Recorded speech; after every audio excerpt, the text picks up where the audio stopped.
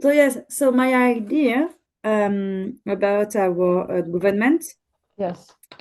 it is try to include them, okay, in our approach, because if we go a live session or if we go an interview with so for me with you, our government in Paris, and you with my government in San Francisco, the position of the documentary, it will be not at the same level. Oh, well, Because we have the clarify. recognition. I mean, the documentary. What do you were saying? It will be at a greater level if the government is involved. Of course, It will be more recognized. It is in terms of communication this is and what we're doing. recognition. Yes, you don't have to convince me about that. No. So that's why I'm What did you? thinking to do it.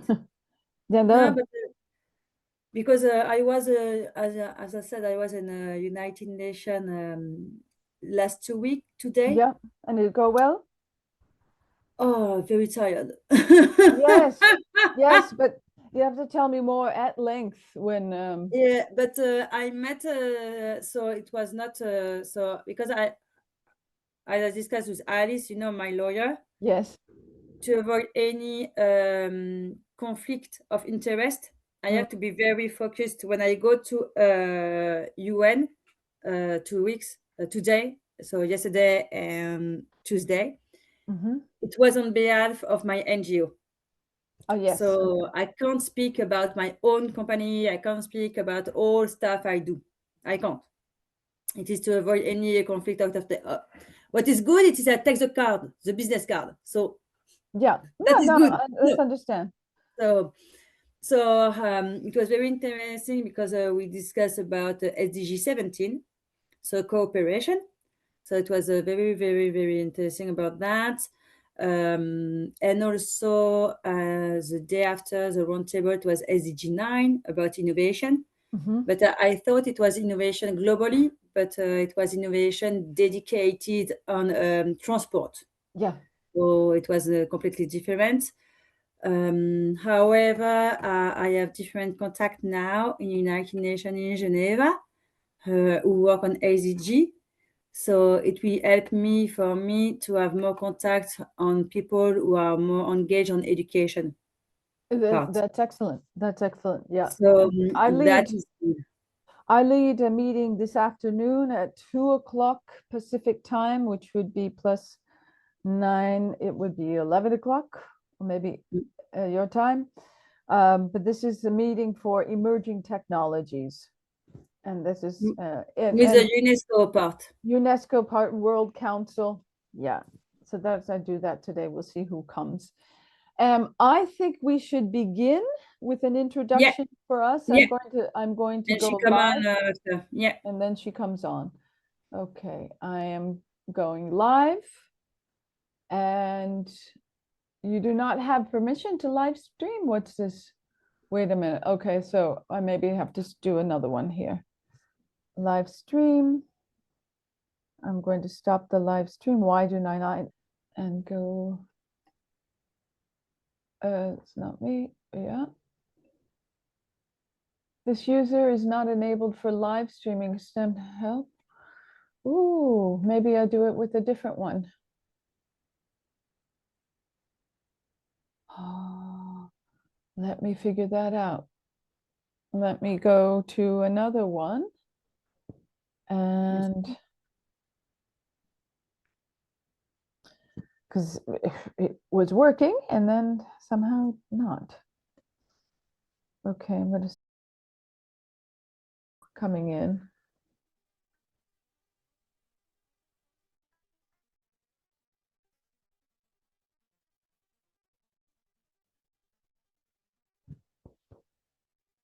Okay, we have to get this organized, figured out, because it. Okay, what's this? Apps access meeting content. Okay, that's good. Gallery immersive sort by. No. Okay, we're on gallery. That's good. Prefer like that. The live stream is there.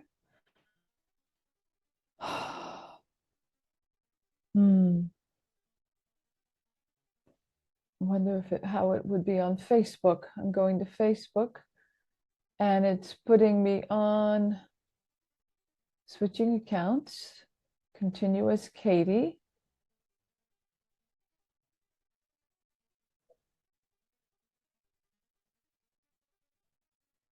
Go to continuous Katie. Maybe to Facebook. I'll go live on Facebook. And it's allowing me, I think, yes. So we're going to be on Facebook Live, and then that will capture it, I believe. If not, then we are captured on Zoom. Okay, here we are, live on Facebook. I'm Katie Kavanaugh, director of the Finding Felix project and Screen 360 TV, here with my co-producer in France, Nolan Jamin. Welcome, Nolan. Please tell our live audience what you are doing and why you're here today. Oh, I'm not hearing you. Please unmute.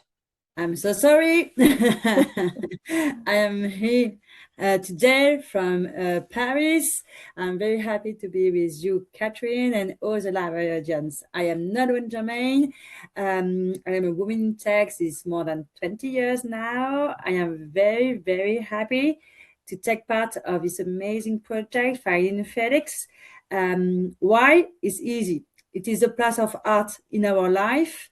And I am convinced that, in particularly, cinema during our childhood creates something in our brain, in our imagination, and give you some courage, maybe also sometimes in the life we live today. So I am very happy to be here and discuss with you about that. Normally, we should have another person. Should arrive only. She'll come soon. She'll come Sorry. Okay, she'll come soon. A wonderful filmmaker that you've introduced to me, Mélissandre. Her is a Monates, Mélissandre Monates. Yeah, it's and correct. She's just premiered a film called La Peau Chappée, which you saw the other night. But she is going to be coming soon. And what I would like to do is build on what you said about art and oh, I have no, that's a phone call I cannot take. I'm sorry, that comes in. Could you hear that coming through? No, but it Oh, is alive, so that is good. yeah, that's live. It's good. I wanted to talk about how art, film in particular, activates memory in a child's autobiographical memory, their cognition, and what they remember. And this is what Finding Felix is about. The initial research was begun in 2010 in Berlin in coordination with the Berlin Film Festival's Children and Youth Section Generation. And that was 10 years after I met a young man at 11 years old while serving on the section's international jury during its film festival in February. And this young man always, in his family, each day of the 10-day festival sat behind the international jury. And I began to recognize him, and he struck up a conversation in his third language. So this is an average Berliner boy, but not so average in that his parents were both educated mathematician and a physicist. And they recognized the importance of cinema to develop language. And they had sent Felix at 9 to live with a Spanish family so he could learn Spanish. And he had English in school. His parents, his German parents, spoke English with him at home as well as German. but brought him to the cinema so that he could hear multiple languages and learn about multiple countries through the films. So Felix and I started a conversation. And what impressed me about him was that he was enchanted with the international experience. He wasn't timid about it. He was very, very curious. And to me, he represented the potential for any child if touched by international cinema. And so I wanted to find him to find out how all of those stories from around the globe impacted his life so far. And so that's Finding Felix. We had a lot of fun trying to find him, set out with notices in newspapers and magazines, and went out to a very busy square at Potsdamer Platz and asked people if they'd ever seen this boy. And I had an image of him. Did I have that image then? I'm not sure if I had the image of him early on, which you could see in the beginning of. Let's see if I could start that. No, I won't. Shall we show an image at the beginning of the film? Let's see here. And see if I can bring that up quickly on the projects page. Here it is. There it is. Let's see if I'll share my page here and bring this up and share the video. And we'll just show the beginning. There we are. And I'll enlarge it. Let's see. And here we go. Make sure we have enough. Have you ever imagined that a language you heard for the first time in a film you watched at 8 years old would become the language you begin to master at 18? Or that a film could leave such a vivid memory that it directs a career? I'm Katie Kavanaugh, and I direct the Finding Felix project. I'd like to introduce you to the longitudinal research we've done and to the people for whom an international film made a life-changing difference. Over more than a decade, we collected evidence, thanks to Stanford University, the Berlin Film Festival, and the National Science Foundation. It's time to tell the story.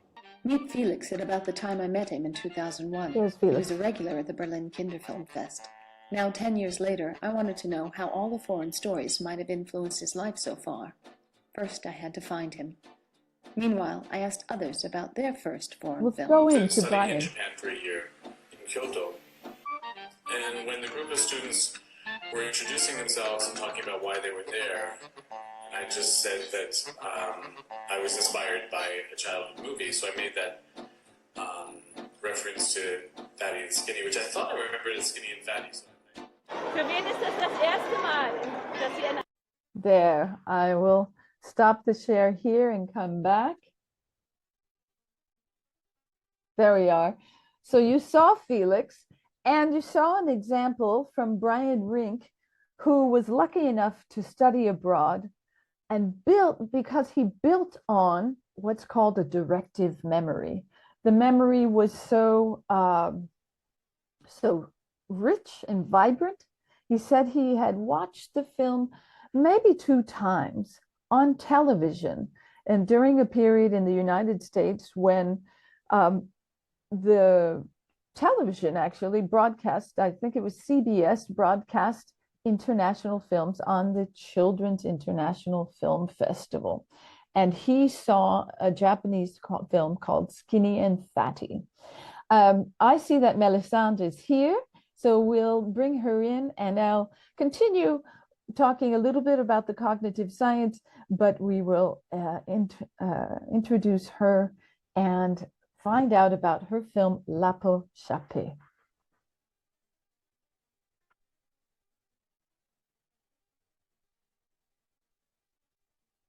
Welcome, Mélissandre.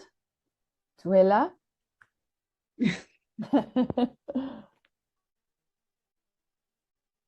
Hi, Mélissandre.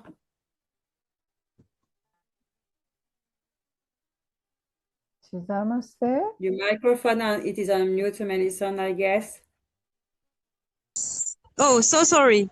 Can we see you And soon? camera. Mélissandre, Hi, nice welcome. to meet you. So Sorry, nice to meet you.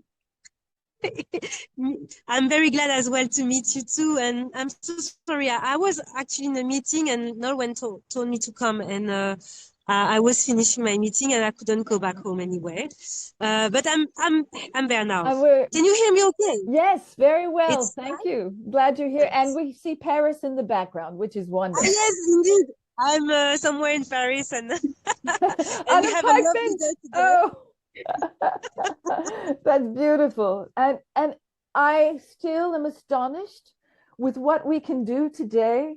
And just think about young people meeting someone in Paris or someplace else in the world and having a conversation about a film and so much more.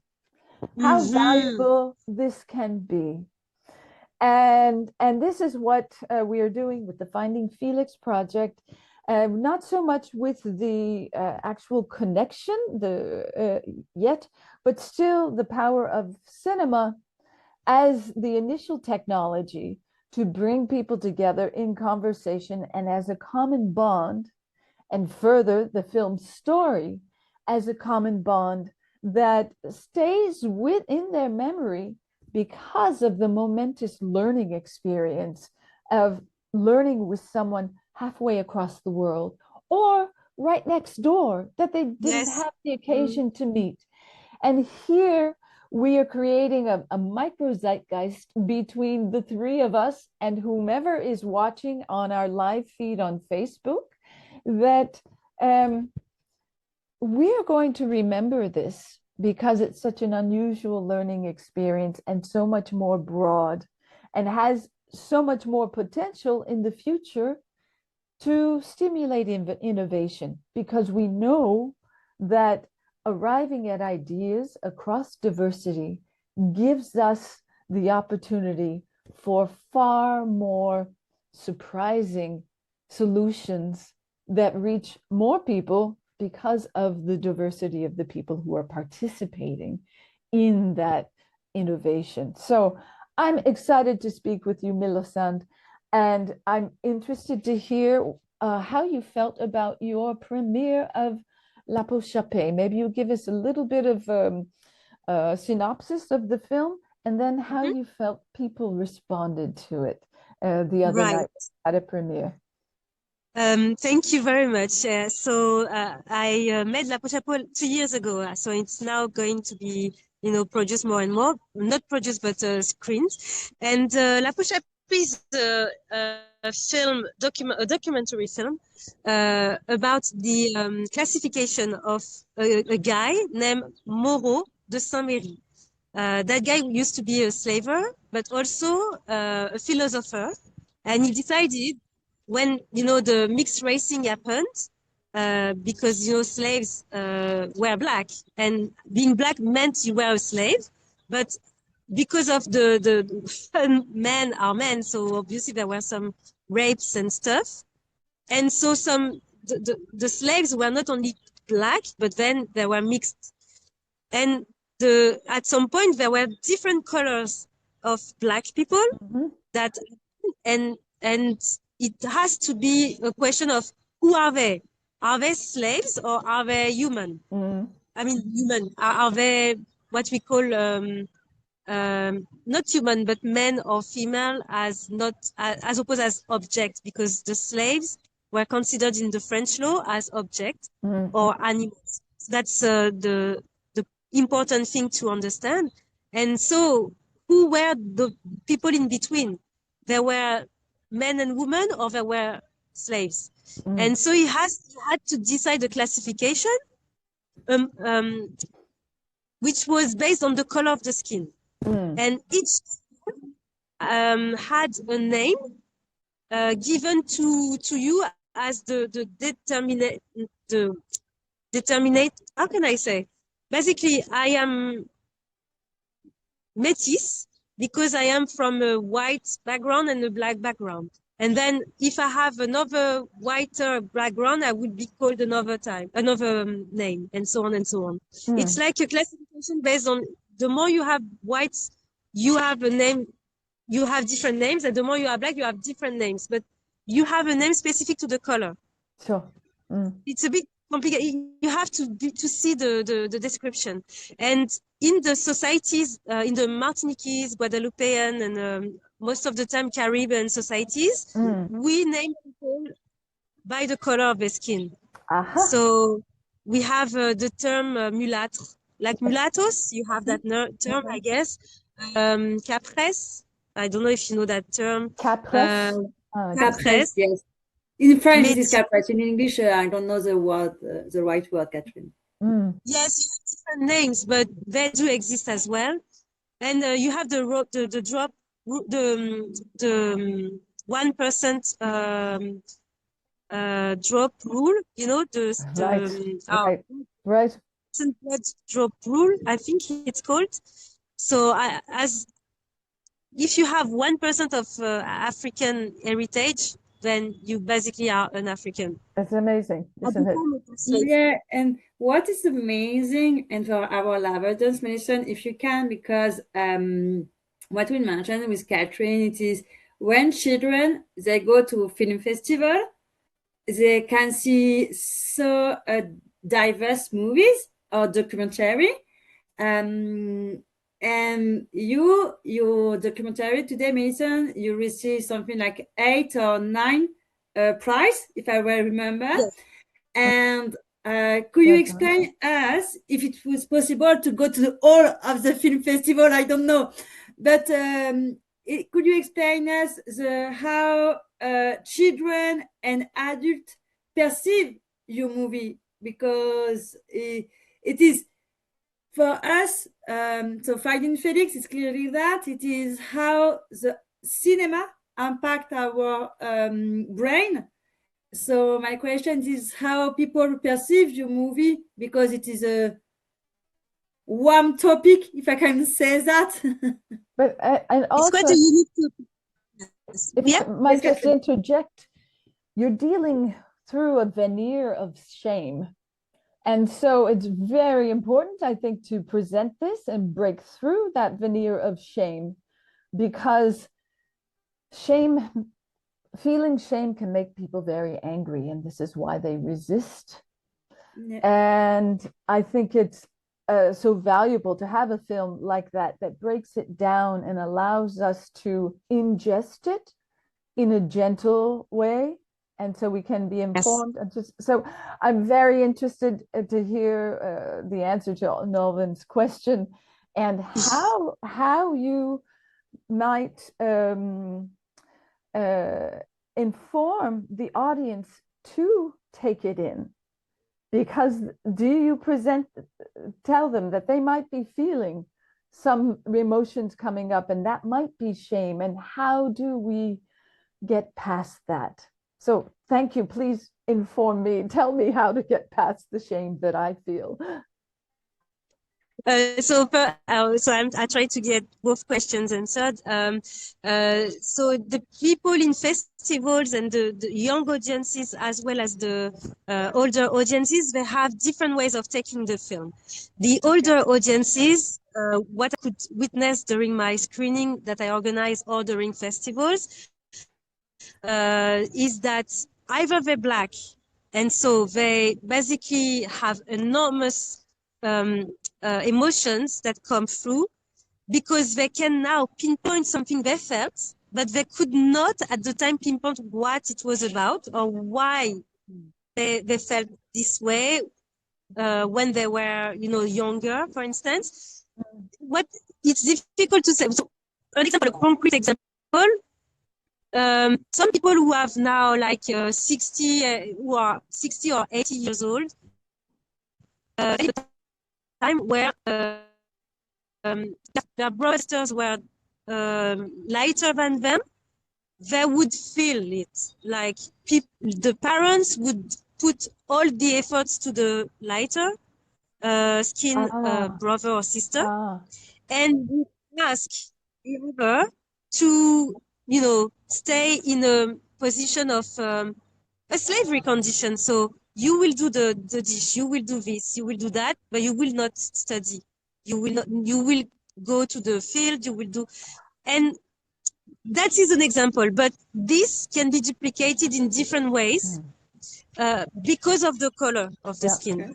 So the consideration they could have from their own family was different than some of their brothers or sisters because boys were lighter skin.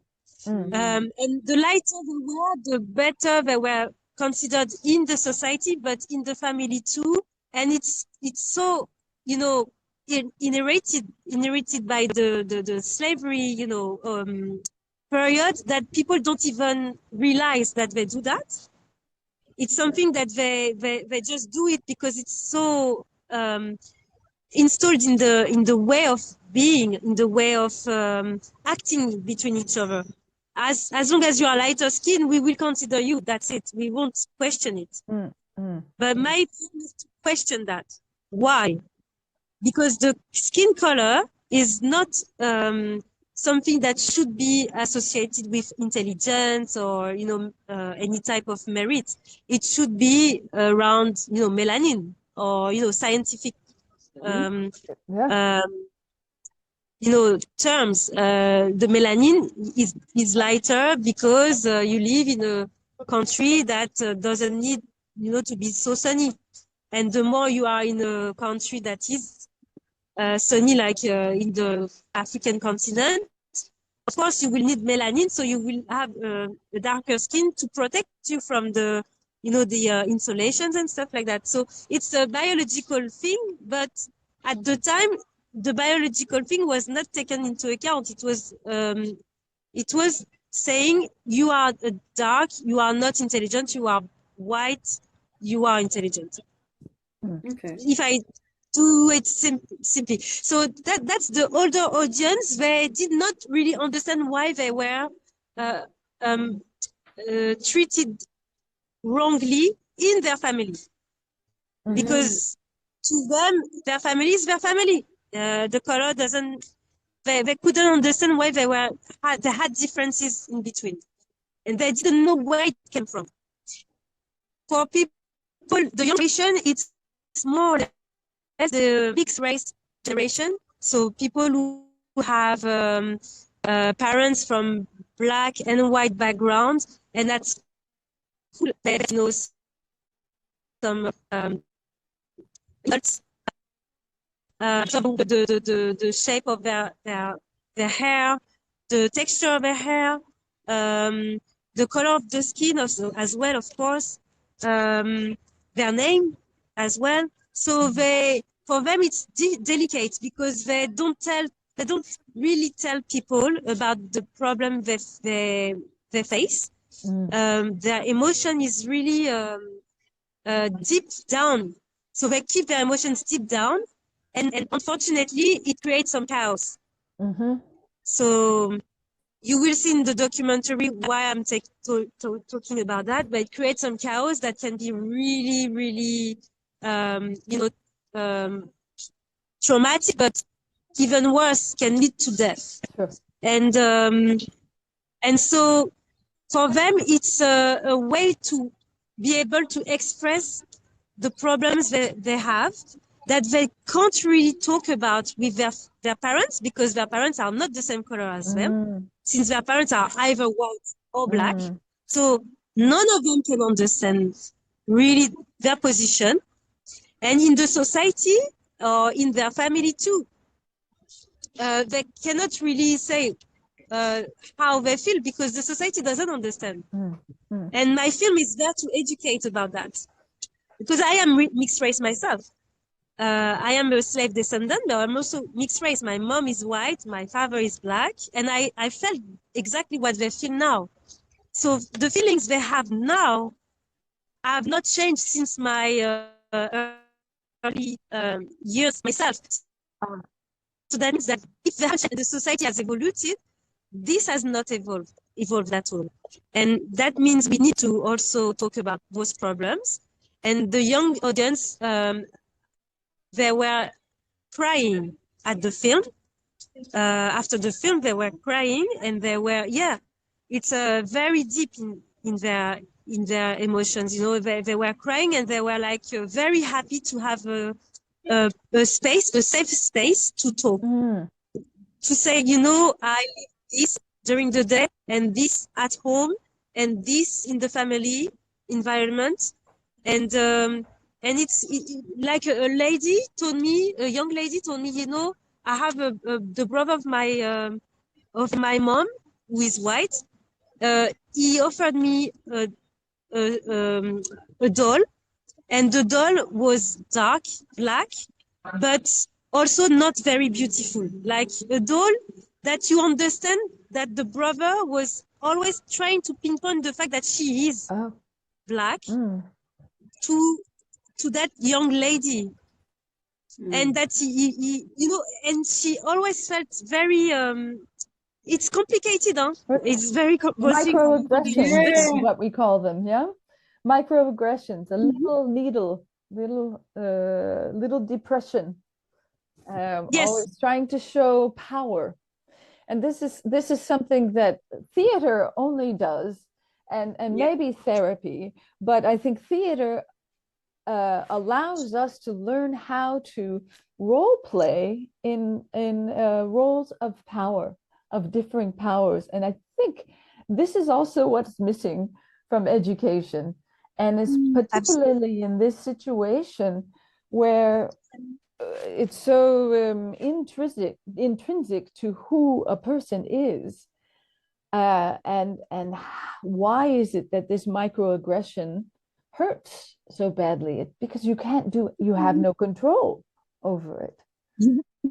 Yeah. and you can't say, because you can't say it's actually wrong, because you get a present, so you should be happy, right? You should be happy. You get a present from your uncle, but you know the present is actually states something that is insulting yourself, but you can't prove it. You know, you can't prove the intention was to insult, but it's what happens. And so she never felt, you know, well with that uncle. Yes. Because he was always trying to do something that is subtle. It's very subtle. So what are the situations that some people that are old now, they could not point when they were younger? Sure. And when they see the film, it reminds them of some of their, you know, past experiences, and they now understand things that they could not, and that they hold as, you know, big package on their back, you know, big loads on their back, because as you said,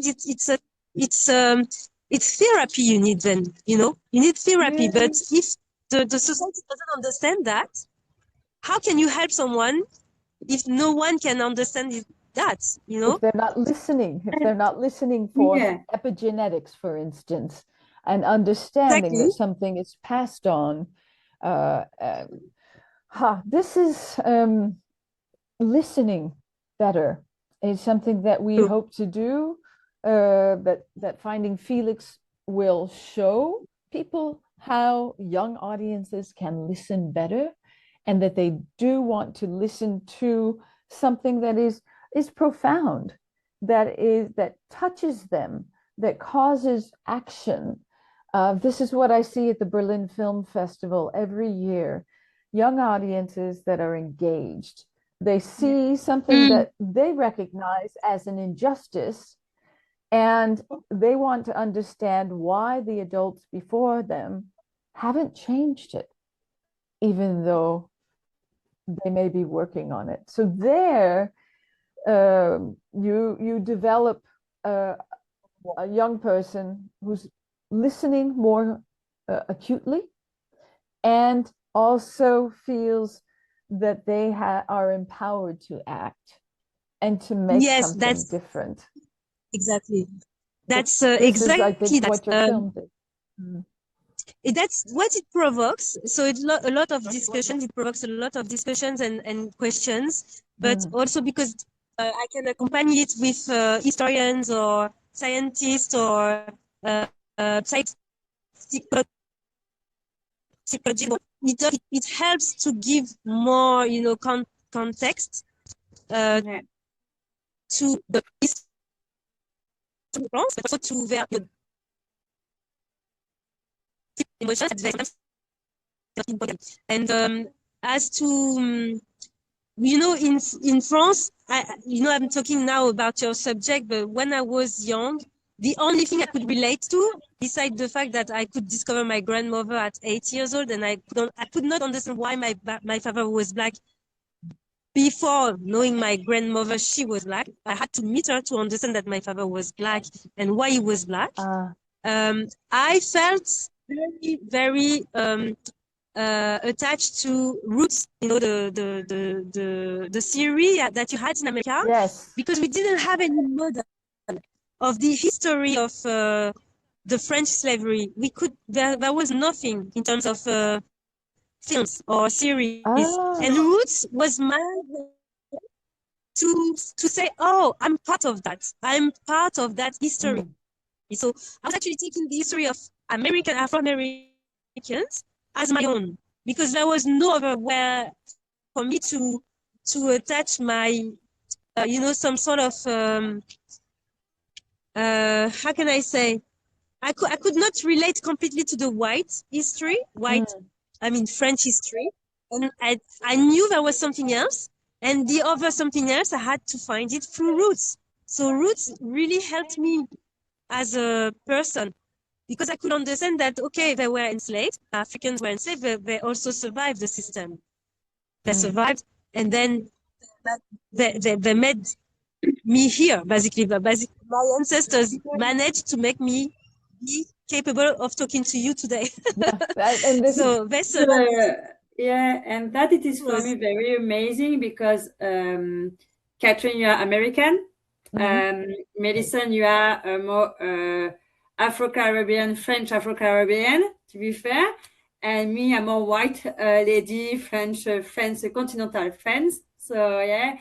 And my own feeling today, it is as a cinema, when we are young, even if we don't go to the film festival, because not everybody can go to the film festival. And that is true when you live in a village, or you live far away from Paris, or far away from Cannes, or very far away from any film festival. It's very difficult. However, fortunately, you have some cinema.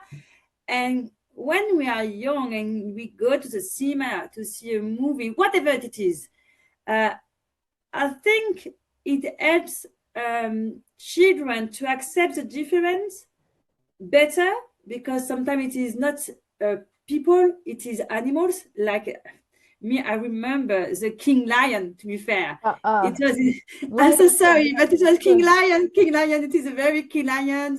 And all Disney movies, it was the only movie I can see when I was young, because I don't have the opportunity to go to the film festival. And for me, it was an opportunity to see the different animals, and animals, they can be considered also people, and accept the difference. And so I think through a cinema and through movie, whatever they are, documentary or movie like Disney movie or Pixar movie, they can create the feeling that you can pursue the dream, that it is what I think. And also, we are not here for the war, but for the peace. And to have the peace, we have to work on multicultural approach. So as you mentioned, Mélissandre and Catherine, also, we need to understand better our roots, where we come from, to understand the history also. And clearly, that's why, Mélissandre, I really appreciate the finding FELIX and the project at Catherine when she asked me to join her, because it is clearly that, to demonstrate with a scientific approach, and to be less on emotion, because we are all people, so we are emotion. So that's normal. Yes. But based on scientific approach, that movie and cinema influence our cognitive brains, influence our relation with people, And I'm very happy to be here today with you because it's clearly what you mentioned both. So thank you so much. I really appreciate that. But Thank you too. and Thank you, Mélissandre, Naomi. I'm wondering if you have a tip for those of us listening, and we'll be posting this also. And I will call it a biofeedback mechanism. That in my undergrad in San Francisco, I actually studied holistic health, and biofeedback was one of the I guess approaches we looked at for recognizing recognizing the impulses that we have. And so, for instance, if one begins to feel shame coming up, or how would you recommend this the best way to watch your film? And I could give a recommendation with the Screen 360 TV platform. When we present a film, we allow or recommend to our viewers, our young viewers, to have a piece of paper, draw a line in the middle, and do an emotional journey as you're watching. And for instance, if something makes you feel sad, it's a sad face you make. And then you move along the timeline. And if it starts, or if there's a disgust or whichever emotion, and you use emoji faces, just simple circle and, draw a happy face and sad face. And so that helps you remember what moment in the film you felt something. And so that's a technique we use. Do you have a technique with which you introduce the film and recommend so that people are honoring their emotions? Yes, that's interesting what you say. And I was trying to think of something similar, not something similar, but something to work on that, because my film is destined to schools and is destined to universities, institutions. I am actually selling it right now as a DVD for Mediatek, what we call Mediatek, so sort of libraries, universities, and schools, and what else? I mean, museum as well. And I never really I have like a pedagogical documentation that I give to say that, for the teachers, for instance, they can create some workshop with the kids. So I have like kids or young people or even adults. But I have like a couple of ideas in my documentation, but I have not thought of this, and I've never really told people to watch it and draw their emotion somewhere. They basically, in France, in France at least, where I have screened it, they just sit, watch, and then they have the express need, to talk. It's like impossible for them to leave the space without talking or listening to others. So they need that debate or exchange. Yes. In between the spectators and myself. They would ask me questions, or they would talk about themselves, because it will recall them something that was deep, hidden in their, hearts or emotions, and that they basically can understand now, and they would express it, because the fact of expressing it is already something, it's already therapeutical.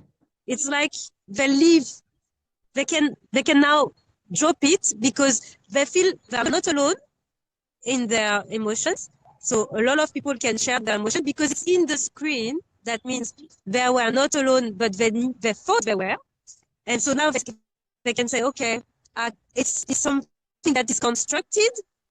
So it's normal that I feel it, but I can try to not feel it anymore, because I know it's a construction that was imposed on me. And I had no idea it was a construction that was imposed on me. Because what my film is to say, we have a social construction that we need to completely unbuild and destroy. So there's no techniques, but for me, the only technique I could find is the round table, and what Nolwenn could witness a bit. Unfortunately, she had to leave a bit sooner, but there was like a round table with two specialists, an historian, who is also a teacher and is also a researcher, and he's a film, addict. So he had like the whole package. And the other one person is a famous writer in France or in the Caribbean, and she's also a journalist, and she's also a comedian. Perfect. And so I invited them both, and they didn't know each other. So I had no idea how it would, work out, because I didn't know even them, I contacted them just a couple of weeks or 3 weeks before the actual event, and they accepted to trust me to come for free and to see the movie, decrypt what they understood about it, and then talk about what we live as a society currently in the news. There are a lot of actuality that are really linked to the subject of my film. And so we talked about the current situation, but also the past. So it could give context to people understanding how slavery was actually impacted for the color, the skin color, and so on. How in the, telling how slaves were living at the time, how the law was set, how the how the children made of two races. I don't like that, but two different, races. They were how they were. Yes, how they were considered in the society at the time. Yeah. So they could, sorry, Nolwenn, yes? Did you say ethnology? Because in French, Catherine, it is culture difference. The word race, it is a bad word, to be fair, so we don't appreciate to use it. It's getting that way here. We recognize that it is a social construct. Yeah, it is a social construction. Right. And what I would like to mention to Mélissandre, to avoid this word, it is to use ethnies, because in this way, yes. Ethnicity is neutral. Ethnicities, yeah. Yeah, ethnicity, it is neutral. It's actually, so most of the time I use that one, but I didn't think of it now. But that's good. I have a recommendation.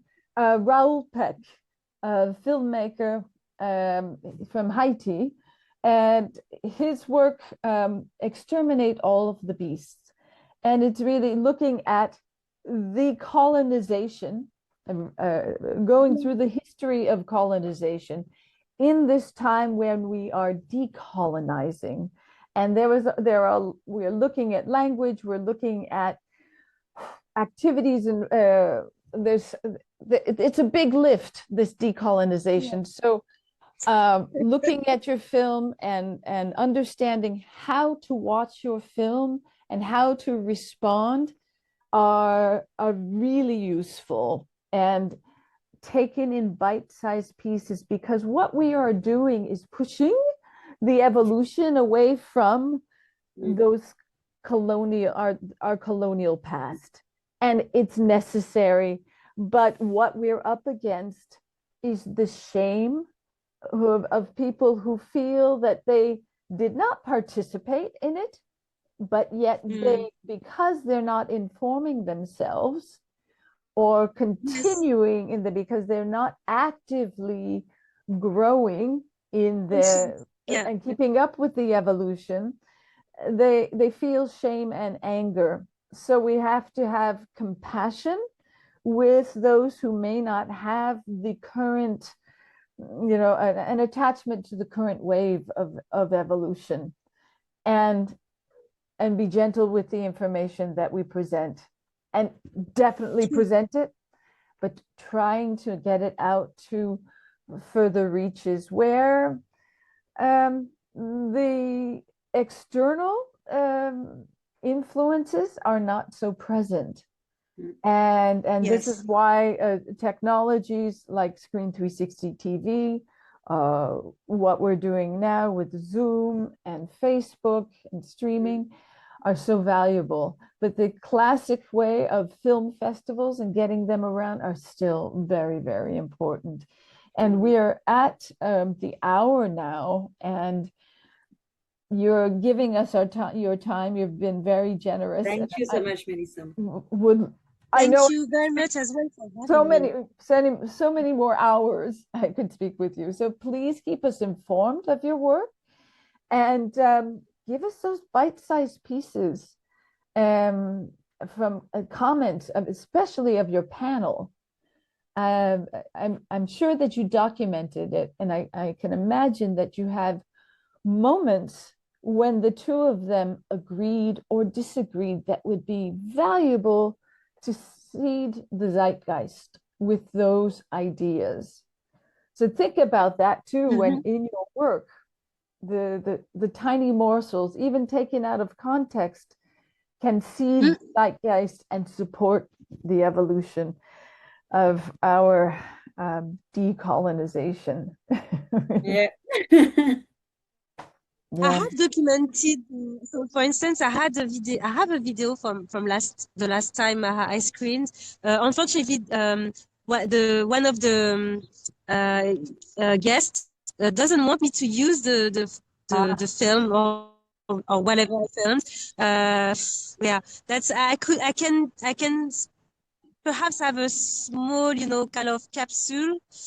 But that's, and I have to get, the authorization, but unfortunately I won't be able to, unfortunately, to share that. And that's a shame because, as she said as well, it's Tanya de Montaigne, she doesn't want, and I understand, and as she says, it is also important that people come to the event Yes. in order to get to witness that kind of discussions, because today we are so attracted with a lot of videos and content online, but the real experience is to actually watch the movie and then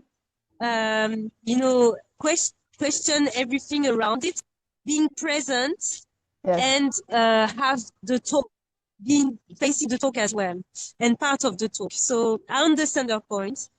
Yeah, so that's a bit complicated on that note. Even I haven't yet posted myself about what she said. I could post a couple of video from Amzad, Okay. yeah. Brilliant. Well, we'll be sure to continue. If you would send me your production website so I can continue to follow Sure. it.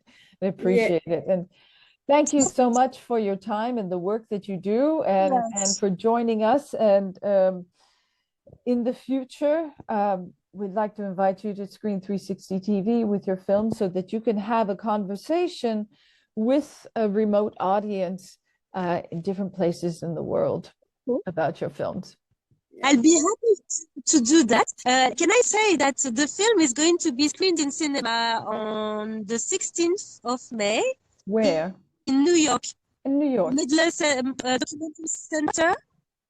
Medler's Documentary Center. I can send you that if I don't tell the name correctly. But it's going to be during the festival, the 33rd African Film Festival. Okay. And it's competition at the moment in New York, so I hope I can know the ability to win prize and whatever for the film.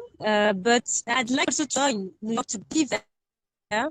I don't know if I can manage that, but it will be screened there. Okay. And on a Saturday, so it's going to be an easy day. We'll put up a note on our update. Good. Okay. Thank you so Mélissandre, much. Thank you again. Thank you very much. Again, nice meeting. I don't know how long you will be meeting, but have a nice meeting Bye-bye, again. Okay. Mélissandre. Bye-bye. Au revoir. Take care. Au revoir. Okay. Alors. So, Thank you, Nalvin, for bringing Mélissandre to us, and it was a rich conversation. I will say that we have coming up on Monday, it will Yeah. be the 27th of April, and we're going to have some fun with the word dépaysement. Yeah. And Nalvin can coach you on your French accent. I will try to do the best I can because I am French. And Catherine, she discovers the word dépaysement, which has no translation in English or in Right. American. And so I will try to explain you what it is exactly, dépaysement. But Catherine should know already also. And Yes. So yeah, and I will be very happy to practice with you the French accents.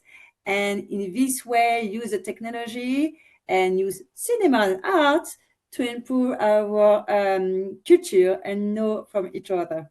right. And continue to understand growth mindset, especially when it comes to learning languages, right? So Yeah, you have to stumble along with us to learn, but that is also what growth mindset is. You'll stumble a little bit, but every time you stumble, you learn a little bit more. So there we are. This has yeah, been a little bit of a dépaysement sensation when we got to see Paris behind Mélissandre. And so just a clue on what dépaysement means is it means it's the sensation of having traveled. And that's what we do with Screen 360 TV. And that is what the Finding Felix documentary will show you through the words and interviews of people who grew up with the Berlin Film Festival, as well as those in the United States who were introduced to the world through international films for the first time. Okay, perfect. that's See all you for the now. languages. Bye Bye bye. bye. Cheers. Let me end the film. Okay.